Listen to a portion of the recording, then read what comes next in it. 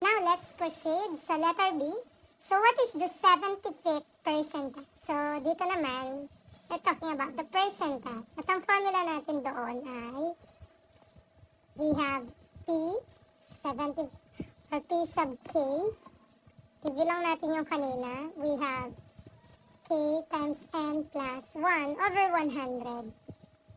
So, let's have step 1, of course, sa ayusin. So, naka-arrange na yan. Na-arrange na natin kanina. So, arrange the data or the scores. So, step number 2. Step number 2 is to calculate or solve P75. So, our formula there, the position of P75 is equal to K. Yung K natin is 75 times N is we have 15 plus 1 divided by 100. So, we have P75 is equal to 75 times 16 kasi 15 plus 1 is 16 over 100. And then multiply the two, 75 times 16. So, we have 1,200 over 100. Okay, so 1,200 divided by 100. Kahit hindi kayo mag-calculator dito, cancel nyo lang yung dalawang zero kasi magkamukha yung sa baba. So, the answer is magiging 12 over 1 and that is 12. So, ang nakuha nating answer dito, the position of 75th percentile is 12. So, ibig sabihin nun, 12 position. Okay? So, step number 3 yan is the conclusion.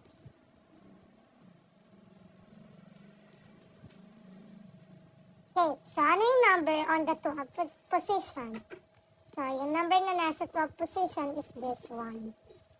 So, ito yung 75th percentile natin. So, therefore, the value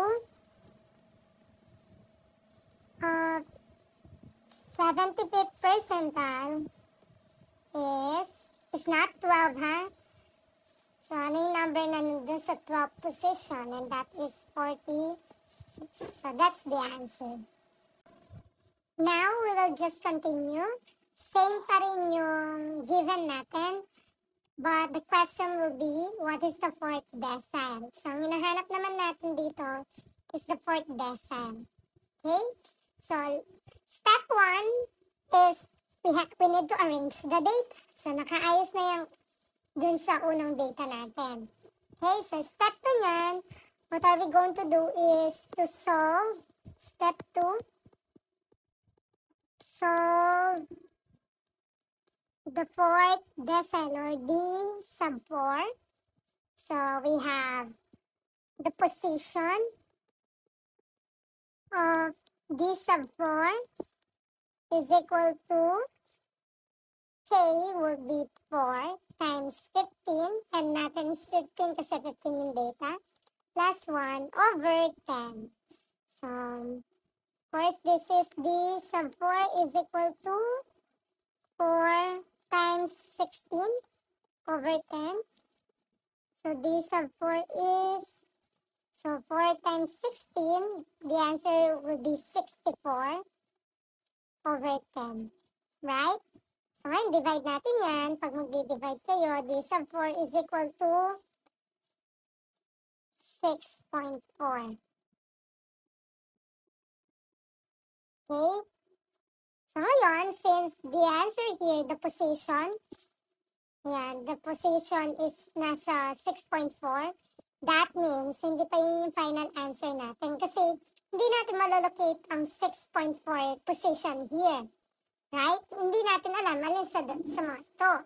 Either nasa gitna yung 6.4 natin sa position ng 6 at saka 7. So, that means ang position natin dyan, yan, wait lang, is nasa 6, between 6 and 7 position.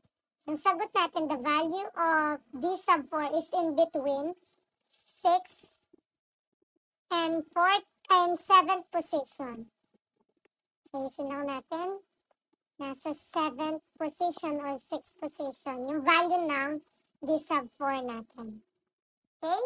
So, pag sinabi natin value ng D sub 4 natin, ito yun. So, bigyan natin ng color yan. Clear color. Nandito lang yung, nandito sa dalawang ito. Yung nasa gitna lang yan. Ngayon, since 42 yan, so para makasigurado tayo kung solve natin using the linear interpolation. Diba? If the position, if the solved position has decimal, we need to use the linear interpolation.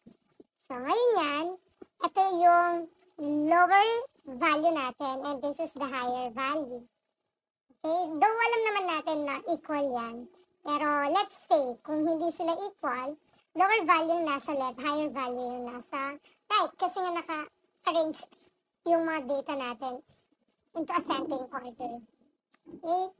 So ngayon, let's use the linear interpolation. So instead 3 natin, hindi na yung conclusion. So we need to use linear interpolation. Why do we need to use the linear interpolation? Because the solved D sub 4 has decimal.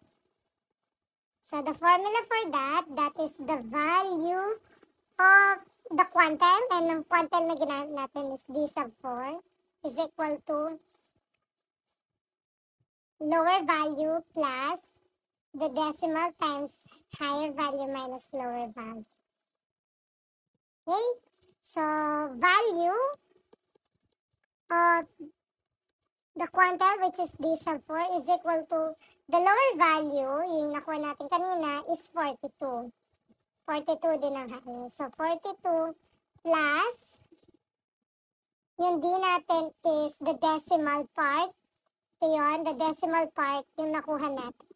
Yun lang yung kailangan natin, and that is 0.4. Times H is 42 minus 42. And 42 minus 42 is 0. So, 42 plus 0.4 times 0. So, 0.4 times 0, still 0. Makakancel na to. Kasi magiging 0 din yan. So, the value for D sub 4 is 42. Okay?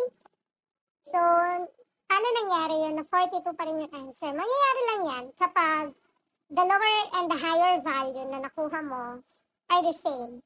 So, parehas lang sila. Pero what if hindi parehas yan? Still, you're going to use the linear interpolation. Okay? Itinuro ko lang sa inyo on how we solve using the linear interpolation. Ngayon, punta na tayo sa step number 4, which is the conclusion. So, conclusion. So, the value, therefore, the value of the fourth decile is 42. Okay, so that's it.